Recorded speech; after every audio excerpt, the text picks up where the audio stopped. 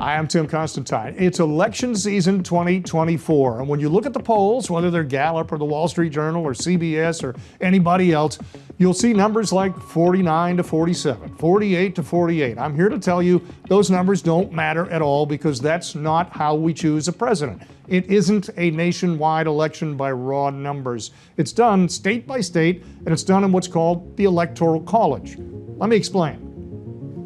There are 50 states plus the District of Columbia. Each one of those states gets a proportional voice. So you've got more people live in California than any other state, so they get a bigger voice in the process. Texas, same thing. Big state, big impact. And then you've got the little states like Kansas or Nebraska or Maine. They get a smaller vote, but they still get a vote. This was done originally with the 13 colonies that became the first 13 states because the smaller states were afraid that their wishes would be overwhelmed by the larger states. And so they all got a proportional voice. That's how we still do it today. When you look on here at the red states, those are all going to go Republican. We look at polling data. We look at the track record. How have those states gone in the past? We look at voter registration. And you can plug in, logically, a pretty good idea that Texas is going to go Republican. Now, anything can happen on election day, but everything you see on the screen right now, pretty solid. Same thing with blue. That's going to go to the Democrat. That's going to go to Kamala Harris. California, we know, is going to vote for Kamala Harris. Washington, we know, is going to vote for Kamala Harris. The question becomes the swing states, and you see those without any color in them are the ones that are up for grabs. And both candidates are out trying to campaign in Pennsylvania, Michigan, and Georgia over and over and over again because they know those are the states that are going to make the difference.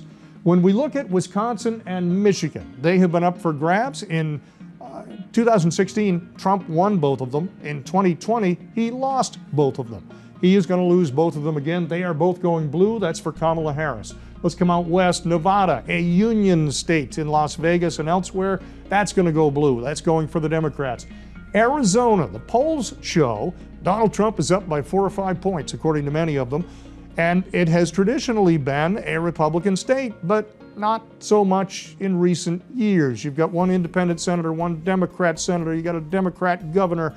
They have been moving further and further left. Despite the fact his polling numbers look good, Arizona is going to go blue this time. They're going for Kamala Harris. That brings our number up to 268 for Kamala Harris. You only need 270 to become the next president of the United States. There's not much real estate left here. What's going to happen for Donald Trump?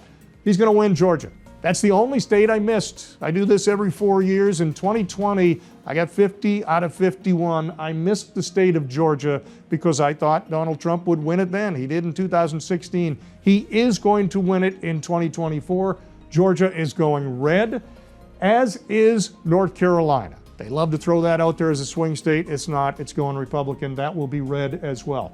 Leaves us only Pennsylvania on the screen. We see whoever wins Pennsylvania then is going to be the next president.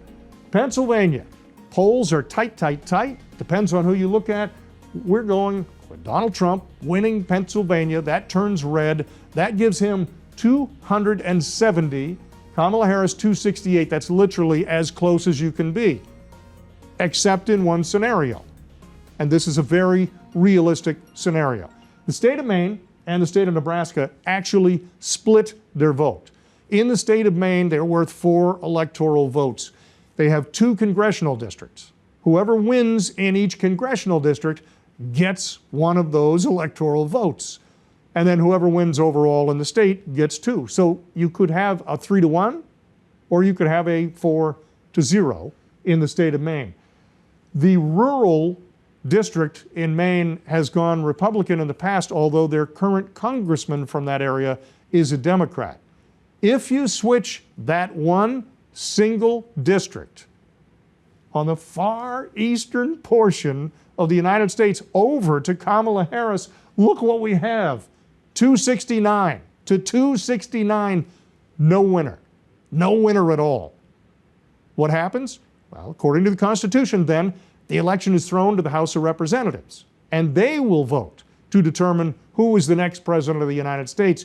But listen to how it happens. Each state now, no, regardless of size, Texas, Iowa, North Dakota, they all get one vote. And it's their delegation that votes. So if the North Dakota delegation of 3 says, we're in favor of Trump, one vote for Trump. If the California delegation, as big as it is, says we're in favor of Harris, one vote. So North Dakota and California have made it 1-1. And you start doing that state by state. Currently, 26 of the 50 states are controlled by Republicans. 26 have a majority of their members of Congress that are Republican, which means they will choose the Republican candidate.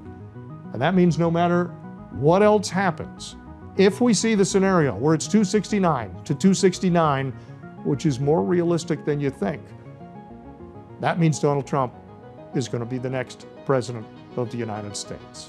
I would encourage you to go to 270towin.com, where you can get to this screen, you can change the states out. You may not agree with me on every single state. See what your scenario comes out to. It'll help you understand the Electoral College even better. From the Washington Times, I'm Tim Constantine, encouraging you to stay with us throughout the fall, because we will have complete election coverage for you.